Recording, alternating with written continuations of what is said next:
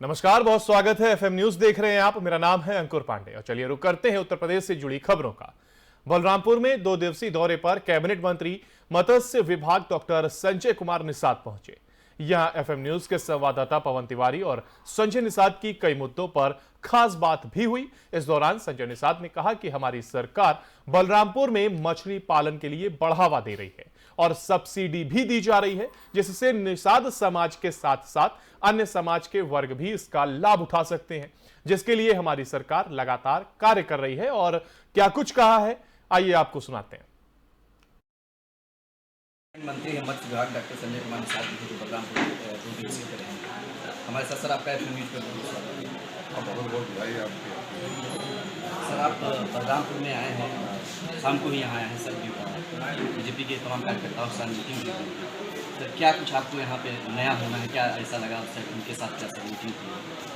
देखिए, बलरामपुर श्रावस्ती बारह ये मुगलों के समय से बड़ा प्रभाव है जी, और उसके वजह से विकास के कारण से खुशों की उनको फिर से उनके वैभवशाली इतिहास को, उनके भविष्य को बनाया जा सके, उन्हें रोजगार की तरफ लाया जा सके, उनको शिक्षा की तरफ, उनको राजनीतिक रूप से प्रेरित किया जाए कि मेरे साथ आएँ, फिर से सरकार बनाएं और फिर सरकार बना के अपने भविष्य का निर्माण करें। क्योंकि हमारी जो सरकार है वो इनकी चिंता कर रही है, गरीबों की, नौजवानों की, किसानों की। तो इनके अब आज बेहतर समय आ गया कि आप उधर बढ़ी हैं और आपका भविष्य।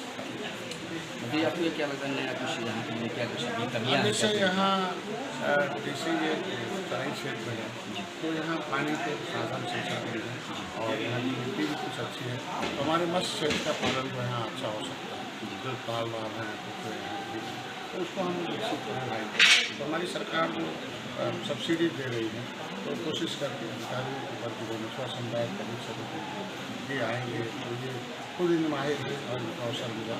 प्रधानमंत्री मत्स्य संपदा, मुख्यमंत्री संपदा योजना, निषाद कल्याण को उसकी स्थापना है। तो ऐसे में इनको मदद करके आगे बढ़ाया और इसको इनको ज्ञान दिया जाए, इनको जानकार बनाया जाए और इसमें जो जो यहाँ जरूरत है, मंडी की जरूरत है, चाहे इनके लिए ट्रेनिंग सेंटर की जरूरत है, चाहे इनको जो भी विकास के लिए जो आवश्यकता है उसके लिए अधिकारियों से यहाँ भ्रमण करके रिपोर्ट लेकर अपने कार्यकर्ताओं से फिर हम विभाग से जी। तो जैसे मंत्री जी का कहना है कि यहाँ पे जो है जिले में आए हैं और तमाम मुद्दों पे इनसे बात भी हुई है यहाँ पे और विकास। और अगली खबर गाजीपुर से है, जहां मुख्तार अंसारी पर साल 2001 में हुए उसरी चट्टी हमले को लेकर हाईकोर्ट ने लोअर कोर्ट ने ट्रायल होने पर रोक लगा दिया है। याचिकाकर्ता त्रिभुवन सिंह ने हाईकोर्ट में दाखिल अपनी याचिका में कहा था कि मुख्तार और उनके भाई बेहद प्रभावशाली हैं, ऐसे में केस का फेयर ट्रायल गाजीपुर कोर्ट में होना संभव नहीं है। इस मामले पर मुख्तार अंसारी के भाई और गाजीपुर सांसद ने इस सब आरोप को खारिज करते हुए इस मामले में हाईकोर्ट में फिर से अपील करने की बात की है। मीडिया से बात करते हुए सांसद अफजाल अंसारी ने बताया कि उनके भाई मुख्तार अंसारी को गाजीपुर एक कोर्ट से ही 10 साल की सजा हुई है और इसी पर उसरी चट्टी मामले में ये रोक लगी और उसी केस से नहीं, उनके खिलाफ 50 से अधिक मामले न सिर्फ उत्तर प्रदेश में बल्कि बिहार में, झारखंड में, महाराष्ट्र में, हिंदुस्तान के विभिन्न प्रांतों में, और अब तक सारे मुकदमों में अपने जुगाड़ से वो बचते रहे हैं। यहां तक कि महाराष्ट्र का वो जे हॉस्पिटल हत्याकांड, जिसमें दाऊद इब्राहिम के को अक्यूज्ड हैं ये, क्योंकि दाऊद इब्राहिम के भाई बहनोई की हत्या का बदला लेने के लिए हॉस्पिटल में पुलिस अभिरक्षा में जो घायल था आरोपी राकेश हल्दालकर, उसकी हत्या की गई। इनके सह अभियुक्त सुभाष ठाकुर की फांसी की सजा हुई, जो बाद में सुप्रीम कोर्ट ने उसको आजीवन कारावास टिल डेथ में परिवर्तित किया। वो आज भी जेल में है।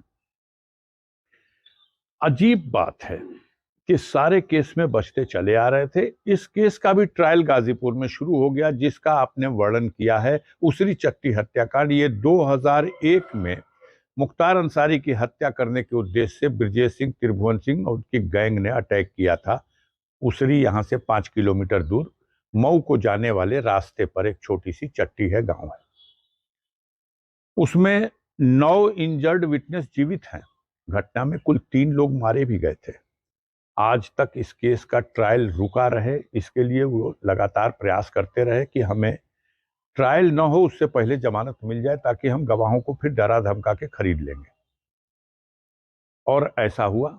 हाई कोर्ट में उनकी जमानत की अर्जी खारिज करते हुए बहुत सख्त फैसला लिखा था कि जिस मामले में 9 लोगों को गोली लगी है और जो आदमी इतने दिनों तक फरार रहा, 5 लाख का इनामिया अपराधी था, उसको कैसे जमानत दी जा सकती है। उसी में लास्ट में उन्होंने डायरेक्शन लिख दिया, 1 साल में इस मुकदमे का ट्रायल पूरा कर दिया जाए।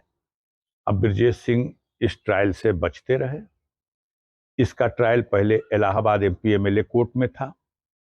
इलाहाबाद एमपी एमएलए कोर्ट ने कई बार गवाह उनके कोर्ट में जब प्रस्तुत हुआ तो उसने निवेदन किया कि मुझे धमकी दी जा रही है, और कोर्ट ने उनको फिजिकल तलब किया, कोर्ट ने उनको वीडियो कॉन्फ्रेंसिंग से तलब किया, लेकिन ये दोनों अभियुक्त न फिजिकल कोर्ट में एमपी एमएलए कोर्ट इलाहाबाद में हाजिर हुए और न वीडियो कॉन्फ्रेंसिंग से।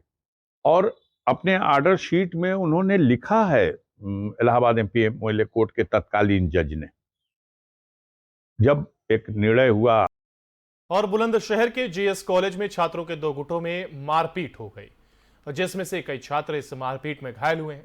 मारपीट के दौरान एक गुट पर बाहरी लोग बुलाकर हमला कराने का आरोप भी लग रहा है। बता दें कि रंजिश इस हद तक बढ़ गई कि एक गुट ने घायल पक्ष के लोगों पर अस्पताल में मेडिकल के दौरान भी हमला कर दिया। यह मामला 2 समुदायों से जुड़ा हुआ है और इसी कारण से पुलिस अलर्ट मोड पर है। पुलिस की टीमें बाहरी हमलावरों की तलाश में लगातार खोजबीन भी कर रही हैं। और छात्र में ये 2 गुटों पे मारपीट पहले की जाती है और मारपीट इस कदर बढ़ गई कि जब अस्पताल में इलाज किया जा रहा था, मेडिकल के लिए ले जाया गया छात्रों को, तो वहां पर भी एक बार फिर मारपीट हुई है। और इस मारपीट के बाद से पुलिस अलर्ट मोड पर है और जो बाहरी लोग इस लड़ाई में शामिल हुए हैं उनकी तलाश और खोजबीन की जा रही है।